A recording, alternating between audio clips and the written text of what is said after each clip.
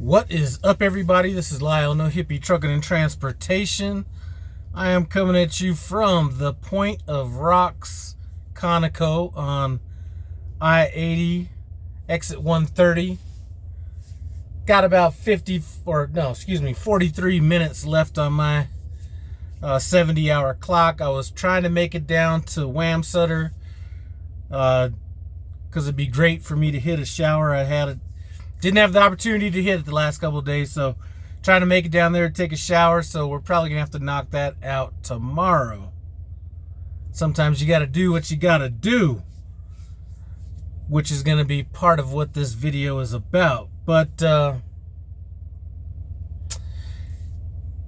keep talking about how sweet my afro's looking and everything, and I didn't want anybody to feel like they're left out because, ethnic reasons, racial reasons, things like that.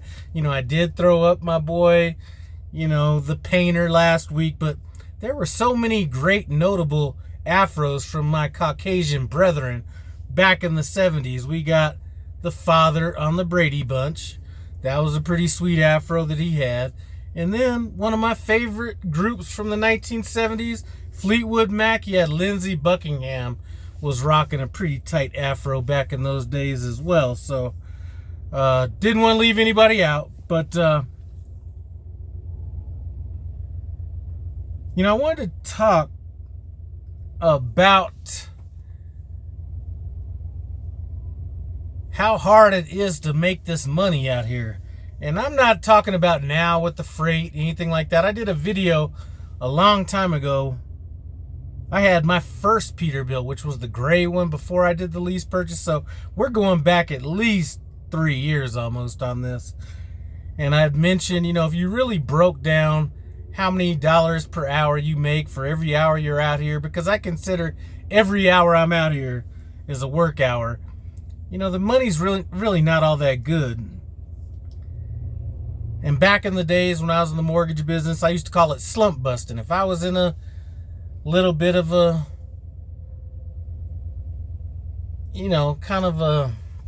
if things weren't really going well at work, I'd find somebody that was asking for money, give them some money, and that always seemed to bring me some good luck, break me out of my slump. But yesterday I'm in Oregon at this truck stop, and I'm coming out of the truck stop, and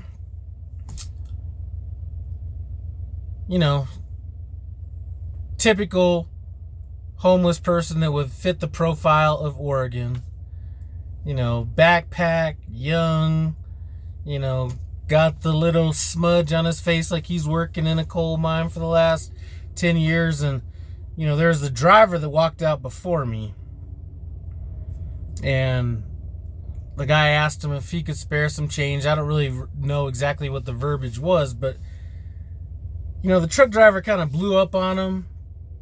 The whole thing, why don't you get a job and work for your own money, all this kind of stuff. And while that conversation was going on, that allowed me just enough cover to squeak by him to where I didn't have to deal with it.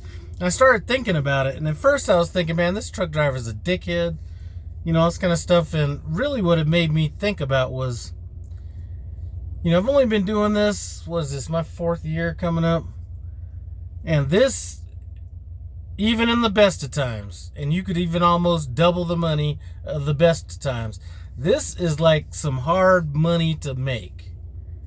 And giving up that money is super hard. One of the things I've noticed being in this industry, my philanthropy isn't anywhere near what it used to be. And I forget what movie it was, and forgive me for the quote I'm about to make, but there was a movie where somebody had asked this girl, for some money, and she was like, do you know how many dicks I had to suck to get this money? And I almost feel kind of like that in a way, not that I'm out there doing that, but this money is so hard to make that it really makes you cling on to it and feel almost a little bit kind of disrespected when somebody is just out there getting money for not putting in any work. I mean, asking for money is some work, so I mean, you are giving up a little bit of pride and everything for that, but seriously. So I thought about that after I went to my truck, after I got done being over the fact that this truck driver had treated this other human being, which, I'm kind of soft like that, like, I just felt he was a little bit too dismissive in that until I really thought about it. And it's kind of like this. And I've never really thought about it that deep until I got into trucking. You have people asking for money and things like that. And a lot of it, I think, is cultural. And I was just talking to somebody about this a while back, about this very instance.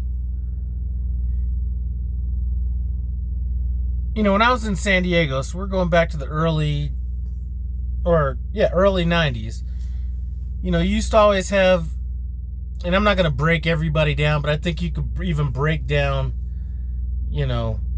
Hispanic races and things like that into different categories. But one thing I will say is, when you went to Home Depot, there'd be like a bunch of Mexican people out there providing their services, whether it be painting, drywall, whatever services they could provide, they were offering them.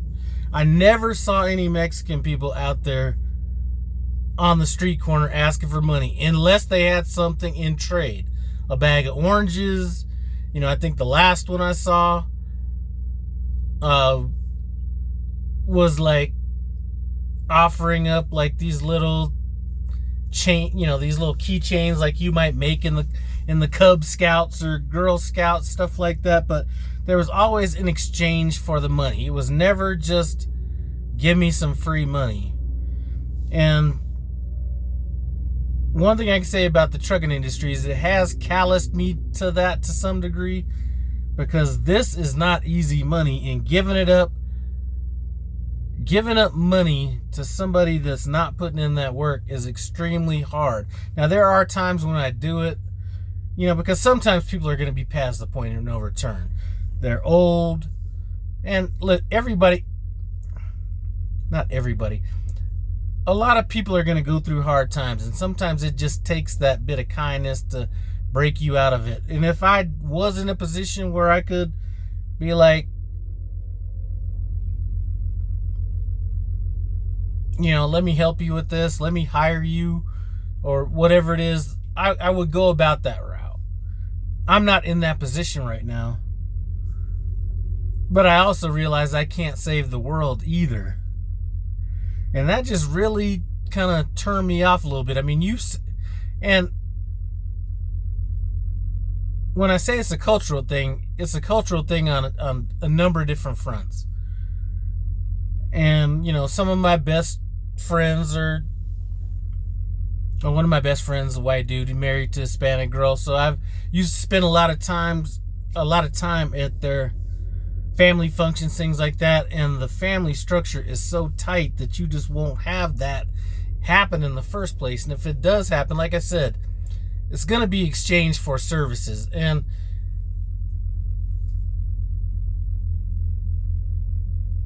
one of the things that I can give credit to some people for back in the days, and I hate to be going on this non-trucking thing,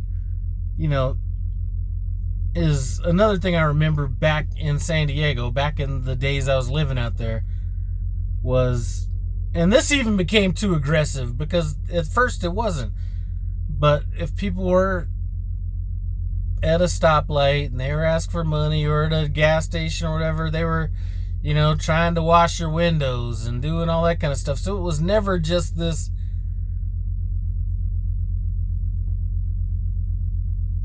exchange of money for nothing. And that has been rubbing me the wrong way since I've been in trucking, because this is hard fucking money to make, and giving it away, even if it's, a few dollars here and there, is very hard to do. There's a guy, black dude, I forget it was a Flying J, kind of out there in that Birmingham, Tuscaloosa, Alabama area. I think it was like right off of the 22 before you get to the 59, somewhere out there. And early in the morning, as a matter of fact, did a video on it when I was talking about I almost hit a car, or not a car. I almost clipped the truck because I had to take a crap so bad that I was coming into the truck stop hot. I was coming in fast because I was trying to hurry up and make it to the restroom. And I was coming around this corner, maybe coming a little bit too fast. The guy luckily saw that I had something on my mind, honked, and I evaded hitting his truck. But anyway, I go to the back. I'm about to park, and there's a guy out there. This is like 10 o'clock in the morning with the Steel Reserve beer in his hand, and he's back there helping people back in to their spots, whether people needed it or not.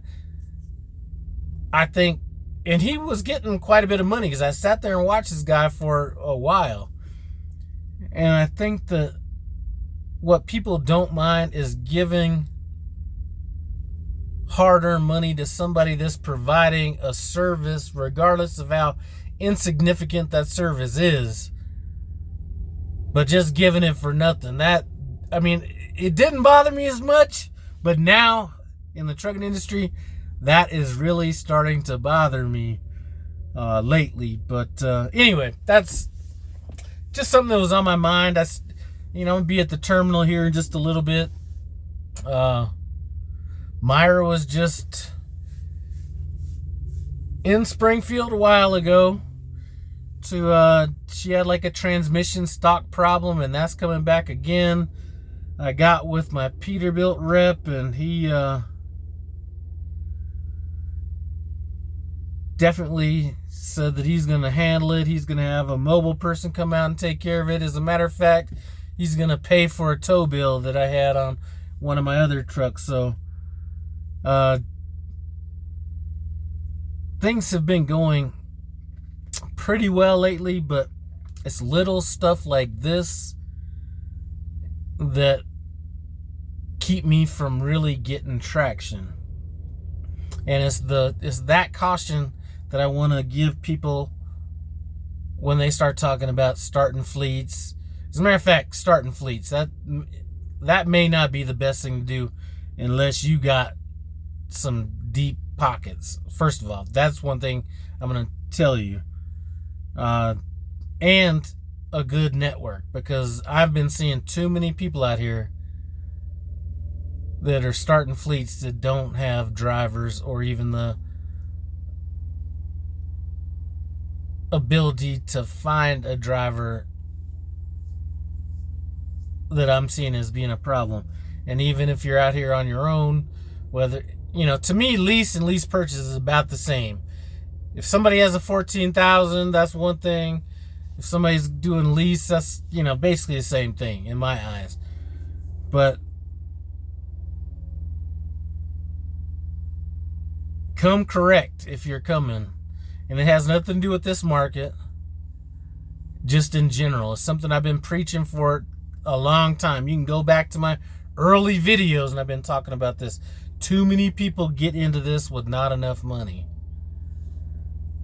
And in some cases, not enough money and experience. That's a recipe for disaster right there. I know that's kind of off what my topic is, but that's what came to mind. Anyway, I got 43 minutes left on my 70. I'm about 1,000. You have 0 hours and 43 minutes of remaining. 1,014 miles to get to my receiver. I got You have 0 hours 9 hours and 47 minutes coming back tonight. So I'll be able to put in a good 600 miles on this tomorrow. Then I have 10 hours, 24 minutes coming back that next midnight. So I'll be able to finish it up at that point. They got some overnight parking, so I'll probably just get there when I get there and go from there. As far as my plans go, I'm going to go out to Springfield, handle the stuff I got to do out there. I got a grandkid on the way. Name is going to be Romulus Roscoe Anderson. I'm joking. That's not the name, but that's the name I came up with. Because Romulus and Roscoe, that's a pretty sweet name. But got a little grandkid here coming in a while. So I may just dip home for a few days and then get back out on the road until that time comes, and then go back out for that situation. Now, listen, I'm old school. My wife's all, talking about baby showers and all this shit. Listen, guys don't belong at baby showers, at least in my era. My wife's like, well, now they don't look at it like a baby shower. They look at it like, no. I come from the era when men weren't out there cutting umbilical cords and doing all this shit. We were sitting out in the waiting room, handing out cigars. We weren't going to no baby showers and doing none of that stuff. You know what I mean? Now,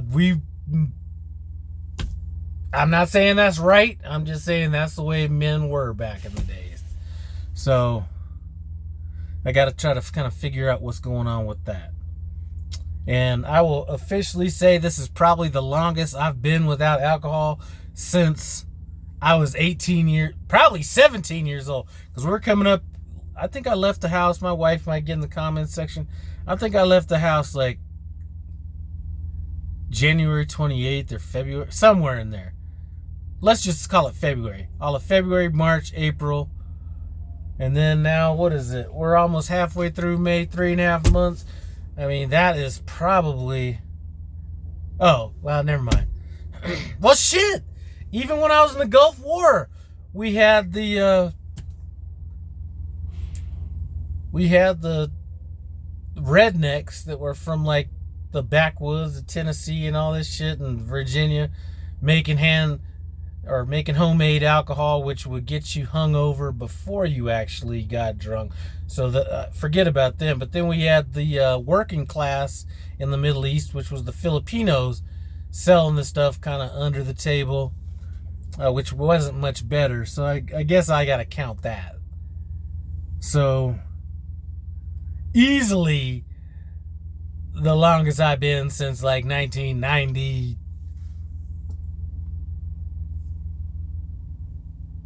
1991, so can't wait to get home and get on that single malt scotch. I might actually have to go out of my way and give me a little bit, well, it's not a scotch technically, but I might have to go out and give me a little bit of that Blue Label Johnny Walker just to celebrate getting home. And if I'm saying this, Andrea, don't have Mason go out and buy no $224 or $300, whatever it is right now, bottle of alcohol. That was just a reference that I was making. Anyway, enough about that. I appreciate you guys stopping by No Hippie Trucking and Transportation. As always, comment, subscribe, and I'm out.